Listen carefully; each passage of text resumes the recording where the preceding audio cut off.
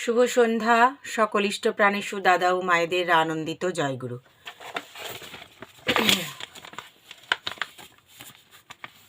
ঠাকুরের কথা যাজন করতে গিয়ে বিরুদ্ধ ভাব ও কথায় আহত হয়ে হতাশা আসছে জানিয়ে এক ব্যক্তি নিবেদন করলেন। আরও জানালেন তিনি মাঝে মাঝে হতাশায় ভোগেন। পূজ্যপাদ আচার্যদেব বললেন, আনন্দে থাকতে পারছেন না, হতাশা আসছে, মানে আদর্শের উপর নির্ভরতা নেই। আমি নিয়ন্ত্রিত নই। আমি যে নিয়ন্ত্রিত বুঝবো কী করে? আমি একবার একটা হোটেলে গেছিলাম।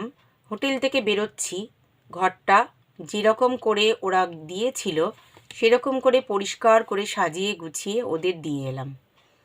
আমার এক সাথী জিজ্ঞেস করছে, আপনি এরকম করছেন কেন? আমি বললাম, ও দিল আমাকে সাজিয়ে গুছিয়ে, সেটাকে আমি এলোমেলো করে দিতে পারি না। আমি যে ঠাকুরের মানুষ তা তুমি বুঝতে পারবে কি করে যদি আমি নিয়ন্ত্রিত হয়ে না চলি? ঠাকুরের মানুষকে যেমন তেমন করে চললে চলে না। সে আমার থাকার জন্য ভাড়া দিয়েছে, তার মানে আমি তার মাথা কিনে নিইনি।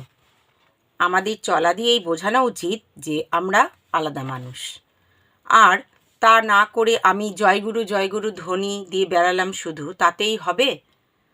আমাকে দেখো, পরিচয় নাও। আমি অদীক্ষিতদের মধ্যে ঢুকবো কী করে?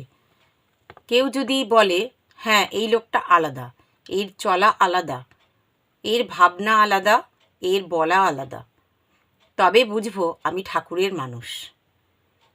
এই পোশাকটাই যদি আমার ঠাকুরের পরিচয় হয়, তাহলে এই পোশাক খুলে ফেলা উচিত। পোশাকটা বিষয় নয়, চলাটা বিষয়। বোঝা গেছে? তাহলে এই রকমভাবেই চলবে। জয়গুরু, সকলকে আনন্দিত জয়গুরু।